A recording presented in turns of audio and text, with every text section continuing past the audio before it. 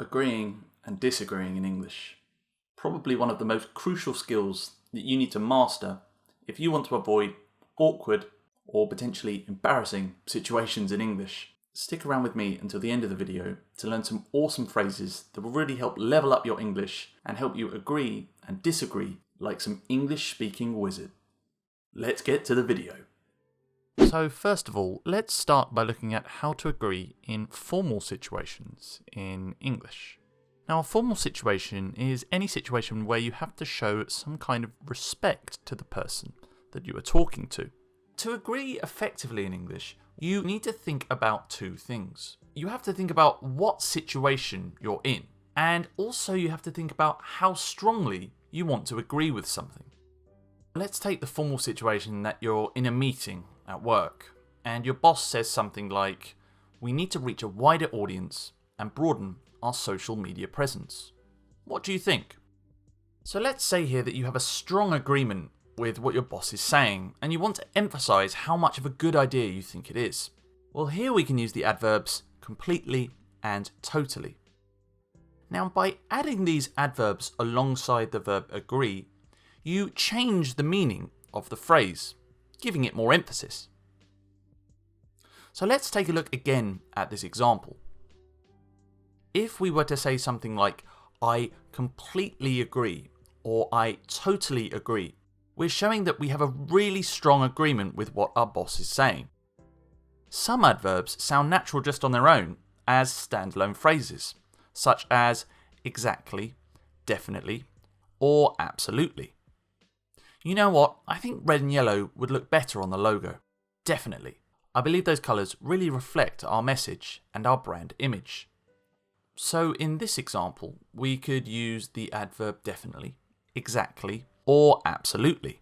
Now, often if we use these, it's because we have something to say afterwards, like in this example. You also have good phrases like this one, "I couldn't agree more." Let's say you're on the phone at work and you're talking to a client. The client might say something like, "I think we need to start being more eco-friendly and using materials that don't affect the environment so much." I couldn't agree more. I really think it's important for our generation to start caring more about the environment. So as we can see here, we can use the phrase "I couldn't agree more" or "I couldn't agree with you more" to show that we agree 100% with what the other person is saying. But what happens in English if you want to partly agree with someone? This is to say that you agree, but there are certain things that you might change. One thing you have to understand is that we like being indirect. What exactly do I mean by indirect? Well, by being indirect, I'm saying that we love to use phrases that have a softer and more polite approach.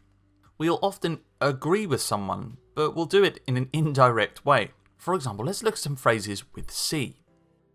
I see your point, but. I see what you mean, but. So, how exactly are these indirect?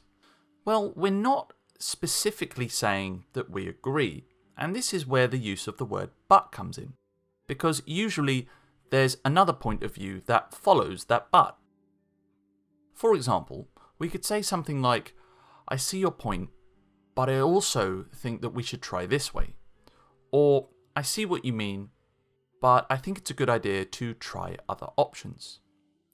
And there are other phrases in English that also use this structure. For example, we could say something like, "I understand your point of view, but." "That's a good suggestion, but." "That's a good idea, but." And all of these phrases we can use in a similar way. I think the best thing to do would be to do an ad campaign on Facebook. "I see your point, but I think maybe our audience would respond better to Instagram adverts." So in this example, we can also substitute the other phrases, like "that's a good suggestion" or "that's a good idea," and then say why we only partly agree with what the other person is saying. Now that leads me nicely on to disagreeing. Like how we use the verb agree, we also use the verb disagree, which simply means the opposite. We can also use adverbs like I mentioned at the beginning. So you could say, I completely or I totally disagree. And this would be okay, but this shows a very strong disagreement. It's just that with formal situations, you have to be a little bit careful because sometimes if you use a direct phrase, it can come across as rude and potentially disrespectful. If you find yourself in a formal situation, try and use a phrase such as I'm afraid or I'm sorry, followed by I disagree or I don't agree or I have to disagree with you. Having these phrases softens your tone and makes it less direct.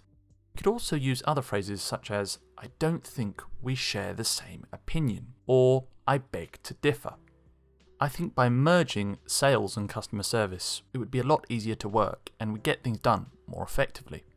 I beg to differ. I think that the departments should be separate so that everyone can focus on what they need to do.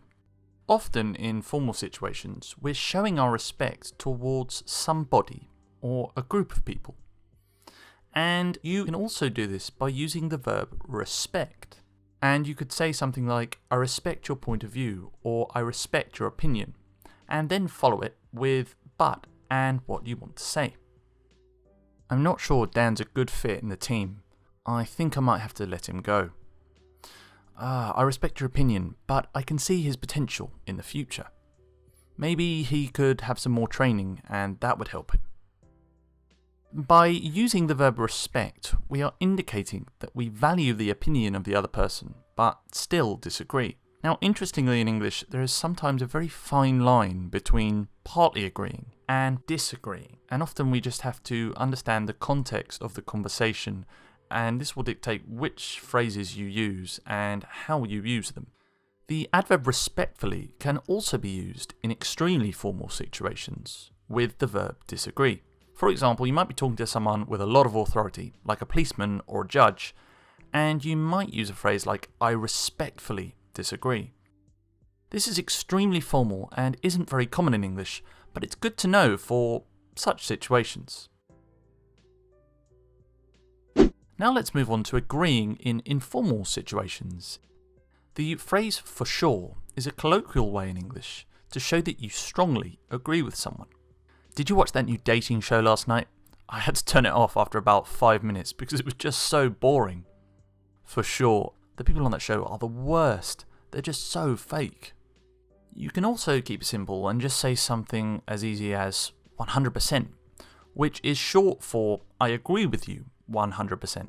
Now, for partly agreeing with someone, we have a number of phrases that are extremely useful to know. Again, here we can utilize this but. So we have phrases like, I suppose so, but, yeah, but, I guess, but, and these can all be used to indicate partial agreement. I wish Tina would just move out of her house. Her parents are so demanding. Yeah, I guess, but I think she feels a lot of pressure, and she hasn't got much money at the moment, so it's kind of difficult for her. For disagreeing in informal situations, it's okay to be a little bit more direct. Let's take the phrase like, you've got to be joking, which shows surprise at what somebody has said, and can also be used as a question. For example, we could say, are you joking? And this also expresses disagreement. We have a verb in English which is to kid, and this can be used in the same way as joke. So we would say, you've got to be kidding. And again here we can change it into a question and say something like, are you kidding? You can also use expressions like no way or you can't be serious. There are also two phrases that you can use in informal situations that English speakers use all the time. The first expression is to be on the same page as somebody. Now, if you are on the same page as someone, it means that you have a similar understanding of a situation, or you share that opinion. I think Manchester United are way better than Chelsea. Yeah, I think we're on the same page there. You can also use it in a negative way, and you could say something like, no, I don't think we're on the same page.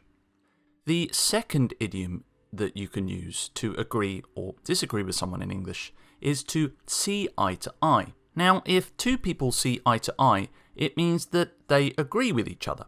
And this can also be used in the negative form, with not see eye to eye. When I'm talking about football with my friends, we often see eye to eye. Or in the negative form, I don't like it when my parents are arguing. They sometimes don't see eye to eye. So there we are, guys, another video done for you there. And if you learnt something in today's video, don't forget to subscribe, but also hit the bell so you don't miss out on any future videos. If you have any questions or suggestions for future videos, please let me know in the comment section down below and I will be happy to answer. Once again, thank you so much for watching and I will see you next time.